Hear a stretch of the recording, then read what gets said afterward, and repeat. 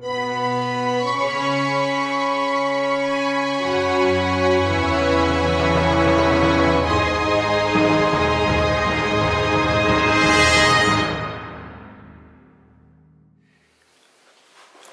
Opera World tiene el privilegio de entrevistar a el más grande barítono español en la actualidad, malagueño, Carlos Álvarez. Muy buenas, Carlos. Hola, Paco. Un placer estar contigo. Vamos a ver, yo creo que sería interesante que nos hablaras en primer lugar de tus inicios en la liria, cuando eras un niño, cómo surgió todo este tema. Bueno, yo soy producto de un sistema piramidal.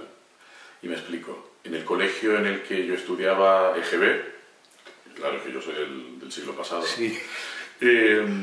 Se crearon dos instituciones que siguen manteniéndose a día de hoy. Una escolanía, de la que yo formé parte desde que tenía 7 años, en el año 73, y una banda, que se ha convertido en la mejor banda de música de Málaga. Bueno, pues esto me permitió, no solo a mí, sino a algunos otros compañeros, convertirnos casi de manera imperceptible en profesionales. Este fue el inicio. De una manera inconsciente fui creciendo con la música a mi lado. Yo profesionalmente quería tener otro objetivo, que era la medicina, y de hecho intenté hacer compatible la medicina, los estudios de medicina, con los estudios en el conservatorio. Y mientras tanto aparece el coro de ópera en el año 88. Yo estaba en el sitio y en el momento adecuado, y fue el coro de la Ópera de Málaga la catapulta para convertirme en alguien apetecible para los teatros que hacían lírica en España en ese momento. Y bueno, mi debut profesional está en el año 89, abril de 89, con El Marqués de la Traviata, en una producción del Teatro Cervantes de Málaga, en mi ciudad. Y a partir de ahí, pues aquí estamos. Qué bien. ¿Y cómo ha sido tu carrera, sobre todo los inicios, el subirte a escenarios de teatros importantes, reacción de público? ¿Cómo fue? Realmente para mí ha sido una circunstancia casi natural. Yo iba creciendo y asumiendo responsabilidad conforme iba madurando como artista, y eso me permitió avanzar en las temporadas de teatros importantes y convertirme en un profesional de carrera internacional. Los primeros pasos fueron en España, las primeras salidas fuera de casa fueron el Teatro Arriaga de Bilbao, que dirigía Luis Iturri en aquel momento, que me eligió para salir del coro, y posiblemente la salida más importante, puesto que fue el primer protagonista absoluto, fue en Madrid, en el Teatro de la Zarzuela, en octubre de 1990, de la mano de Emilio Sagi con la de Manojo de Rosas. Ese fue el inicio fundamental, y a partir de ahí tener la posibilidad de hacer las cosas bien, de tal manera que audiciones en el exterior me dieron la oportunidad de llegar primero a Covent Garden, luego a La Scala, al Metropolitan, a París, a Viena en el año 95, y encontrarme en una forma de trabajo que se adaptaba perfectamente a mis capacidades. Realmente entonces fue aquel brillantísimo Manojo de Rosas en que el éxito fue apoteósico, el que te catapultó a la ópera y a la lírica en general. Sí. De hecho, yo entiendo que si no hubiera sido por esa apuesta que hicieron en aquel momento algunos directores de teatros en España, por una promoción de cantantes que empezaba prácticamente y que tenía avisos de poder asumir esa responsabilidad saltando por encima de una generación perdida de muy buenos cantantes españoles, pero que no se habían encontrado con el boom del mundo musical del final de los años 80, principios de los 90. Yo creo que nos encontrábamos en el sitio adecuado, y eso nos permitió tener una carrera, digamos, de alguna manera más facilitada, en el sentido de que las oportunidades eran mayores. Tu primer gran éxito, aparte de este Manojo de Rosas, que fue un bombazo, tu primer gran éxito a nivel internacional. Realmente poder llegar a los teatros que ya he comentado antes, Covent Garden, Ópera de Viena, La Scala, casi o sin haber cumplido los 30 años, ya era un hecho fundamental, ¿no?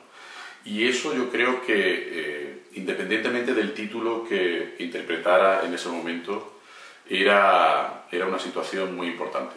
Y eso me convertía quizá en un elemento atractivo para las programaciones de estos teatros, teniendo además la suerte de poder volver a España para ser refrendado aquí como un cantante que estaba haciendo bien su trabajo, ¿no? Para mí son importantes, bueno, pues la primera Traviata que hice en Covent Garden, luego hice Rigoletto allí también, después de haberlo hecho aquí en Madrid, en el Teatro Real. En Viena debuté con El Barbero de Sevilla y unos cuantos años después me convertí en Kammersänger de la Ópera de Viena. En La Scala he tenido la suerte de debutar con 30 años y poder haber servido a los compositores de tal manera que en los últimos 3 años he hecho las 2 últimas aperturas de la temporada. Bueno, quizá lo que sirvió de elemento catapultador fue el hecho de hacer una producción de Don Carlo en el Festival de Salzburgo en el año 98, una producción de Wernicke dirigida por el maestro Lorin Maazel, y que sirvió de refrendo del trabajo que había hecho hasta ese momento.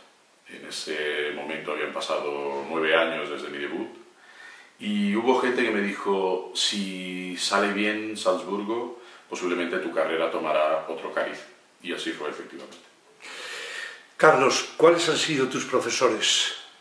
Profesores que realmente te han marcado. Sí, yo debo hacer mención a 3 personas que han sido las que han tenido en algún momento responsabilidad sobre mi trabajo. La primera, María José González Valderrama, soprano malagueña, que fue no solo mi profesora, sino también mi compañera en la Coral Santa María de la Victoria, de la que formábamos parte, y que tuvo la responsabilidad de recibir a alguien que pensaba fundamentalmente mejorar su capacidad vocal, porque formaba parte de coros y hacía algún solo que otro dentro de la coral o fuera en un cuarteto que creamos a partir de su iniciativa. Y ella tuvo la amabilidad y creo que también la honestidad de decirme en un momento determinado, que fue cuando terminó el primer curso del conservatorio, que lo que yo tenía que aprender lo tenía que aprender ya en otro sitio. Entonces, bueno, eso fue un elemento muy clarificador. No necesitaba tener una formación académica que fuera arreglada para convertirme en un cantante de verdad.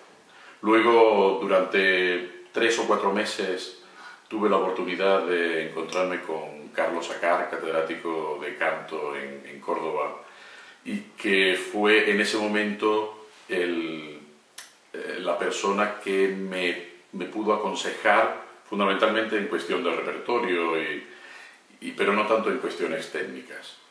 Pero el momento fundamental fue mi encuentro con el que es hasta hoy en día todavía mi agente y mi maestro de canto, Alfonso García Leoz. Nos encontramos en enero de 1990 en una producción de Marina en el Teatro Arriaga de Bilbao. Yo hice audición para él porque él era el agente de otros compañeros de esa producción y desde ese momento somos pareja de hecho. Así que, bueno, la verdad es que Alfonso ha sido la persona que ha hecho de mí un verdadero cantante profesional y que de alguna manera me dio la oportunidad de pasar de ser una posibilidad de cantante a un cantante de verdad. Carlos, tú has tenido en tu vida y en tu carrera un momento muy complicado Sí. No es necesario que te extiendas mucho porque todos sabemos lo que fue, pero sí que nos digas cómo lo viviste y cómo lo superaste. Bueno, voy a empezar diciendo qué es lo que fue, para que no haya ninguna duda. Apareció una lesión en el tejido epitelial que recubre la cuerda derecha y esa lesión, que no tenía nada que ver con el canto, podía haber aparecido en cualquier persona, era una displasia severa. Una displasia severa implica un grado de diferenciación celular tan alto que el siguiente paso ya se convierte en un carcinoma in situ. Entonces, afortunadamente no fue una lesión cancerosa, pero se corría el riesgo de que el avance de la evolución de esa lesión pudiera dar como consecuencia un cáncer de laringe. Tuve la suerte de encontrarme con quien ya en aquel momento era mi amigo, mi médico otorrino, Ginés Martínez Arquero, y su mujer Rosa Bermúdez. Ambos son otorrinos y Rosa además es logopeda. Y ellos tuvieron el coraje de asumir la responsabilidad que casi ninguno de sus colegas quería asumir. Porque claro, estamos hablando del instrumento profesional de un cantante. Y en ese momento decidimos pasar a una actitud muy proactiva. Sabíamos que posiblemente la cirugía era la solución definitiva y así lo hicimos. Lo que pasa es que se utilizó una técnica quirúrgica muy conservadora, con lo que cabía la posibilidad de que todavía se mantuviera tejido alterado en esa zona. Bueno, eso creó un periodo de incertidumbre profesional desde octubre de 2008 hasta mayo de 2011, que fue mi vuelta definitiva a los teatros, pero con paréntesis en los que yo volví a cantar, volví a aparecer la lesión porque no se había quitado del todo. Y bueno, eso me ha hecho aprender muchísimo y creo que la relativización de una profesión como esta implica mirar alrededor, ver cómo es la vida real y preocuparse por las cosas que son realmente importantes. Carlos, en este momento estás, porque has estado desde siempre, en la cúspide de tu profesión. Y eso no solamente se debe, yo creo, a tu canto, sino a tu personalidad. Eres una persona muy simpática, muy abierta, muy amigo de tus amigos, y lógicamente esto es un plus para un artista como tú. ¿Qué diferencia crees que existe, si existe, entre un cantante y un artista? Bueno, posiblemente son las connotaciones añadidas al mero hecho de cantar, ¿no? Cantar es una aptitud. Realmente hay mucha gente que es capaz de poder hacer un acto, como es el canto, casi sin preparación, sin tener necesidad de una formación adecuada, sin tener necesidad de una disposición, pero luego para convertirse en lo que tú has denominado artista se necesitan elementos añadidos que pueden ser naturales, como las formas de ser, el propio acercamiento a una profesión que me enloquece y con la que disfruto enormemente, y también una preparación intelectual para poder abordar no solo el elemento interpretativo, sino también cómo crear personajes desde un texto que ya está predeterminado, como es la partitura.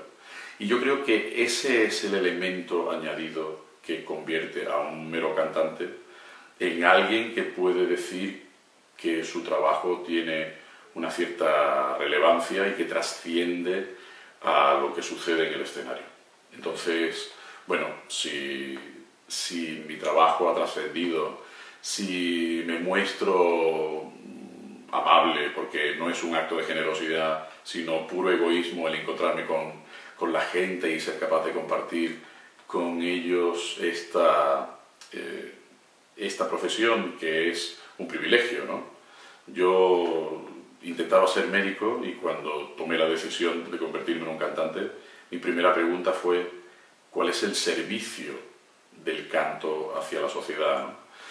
Y después de una función como la de anoche, por ejemplo, creo que somos capaces de alterar de una manera positiva la vida, los afectos, las emociones de la gente y hacer que de alguna manera se sientan mejor. La representación o el espectáculo de que hace referencia Carlos es La Tempestad de Chapí en el Teatro La Zarzuela, con un éxito enorme. Lástima que sean solamente 2 funciones en versión concierto, porque eso da para muchas funciones. Carlos, penúltima pregunta. ¿Qué ocurre con los directores de escena hoy? Que muchos ni siquiera vienen del teatro, vienen de otra cosa. Sí. Y si vienen del teatro, vienen del teatro de palabra, sí, que no tiene nada que ver con la ópera. Sí. ¿Podrías decirnos algo? Yo creo que es muy importante conocer el medio en el que uno se tiene que desenvolver y cuáles son los elementos principales que hay que subrayar, ¿no? Si hablamos de ópera, el elemento fundamental es la voz. Sin voz no hay ópera y podemos encontrarnos con otro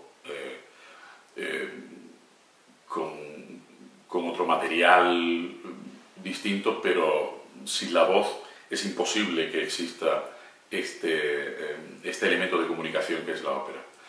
Y quizá algunos directores de escena no aman suficientemente la voz y por eso pretenden sustraer la atención muchas veces colocando ese punto de mira en situaciones que pueden ser o estéticas o dinámicas, con escenografías, con luces. Si no conocen muy bien este medio, pueden caer en el error de minusvalorar un poco el sentido fundamental de la voz en el mundo de la ópera y no darse cuenta de que el público sigue afortunadamente viniendo al teatro para oírnos, para tener la sensación de que la voz les llega con normalidad, que los envuelve, que los emociona, y cuando esto no es así, pues entonces nos encontramos con algunos problemas de comprensión. Si eliminamos ese hándicap, pues posiblemente nos vamos a encontrar con espectáculos que son muy potentes, porque lo que hacen es potenciar fundamentalmente el hecho de la voz y que un cantante se encuentre en las mejores condiciones. Ya es un trabajo muy difícil como para añadirle dificultades y obstáculos para conseguir el mejor resultado, que es que el público se lo pase muy bien. Finalmente, Carlos, proyectos de los que puedas hablar. Sí, claro. La verdad es que encontrarme en esta situación, este año cumplo 52 años, son 29 de carrera y puedo decir que he pasado más de la mitad de mi vida encima de los escenarios que haciendo otras cosas. Eso me permite mirar hacia atrás con perspectiva sobre lo que he hecho, sobre lo que ha sucedido en mi trabajo, pero fundamentalmente poder mirar hacia adelante con la expectativa de lo que tiene que venir, ¿no?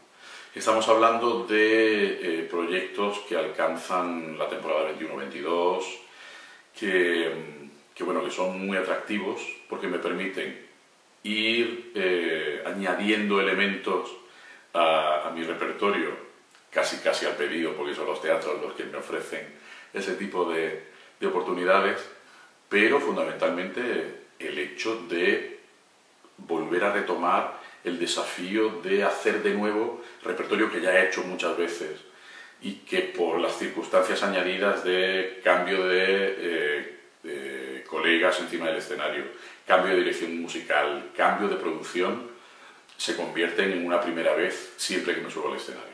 Cosas que te puedo contar. Pues ahora mismo, en estos días, estoy ensayando a la vez en Barcelona Andrea Chenier, que empiezan sus funciones el día 9 de marzo. Justo después me voy a Viena para, primero, hacer una pequeña gira con la Ópera de Viena, Aix-en-Provence, y hacer Les Noches di Figaro en versión de concierto, para encaminarme a los ensayos de una nueva producción de Samson y Dalila en la Ópera de Viena, cuyas funciones serán en el mes de mayo. Luego viene Turín en el mes de junio-julio con Don Giovanni, que significa volver a retomar un maravilloso personaje al que agradezco que Mozart pusiera la voz de barítono. Y luego algo que no sé si todavía se ha publicado o no, pero vuelvo al Teatro de la Zarzuela en la próxima temporada, pero en este año, para hacer una cosa que me encanta, que es la Katiuska. Y cuando termine Katiuska, pues me voy a Londres a hacer Simón Boccanegra, y luego me iré a Génova para hacer más cosas, y así sucesivamente. O sea, no paras. Bueno, puede parecer muy ajetreado, pero cuando piensas que quizá nos paramos en un sitio 2 meses para hacer una producción, eso nos permite tener una vida relativamente tranquila, ¿no? Y tener un trabajo tan rutinario como puede ser el de un oficinista que va a su trabajo y trabaja 8 horas, pues nosotros lo hacemos igual, con una intensidad emocional un poco mayor, porque estamos hablando siempre de emociones a flor de piel cuando hablamos de nuestro trabajo, pero que nos permite tener una vida lo suficientemente tranquila como para no sentir la precipitación. Carlos, muchísimas gracias.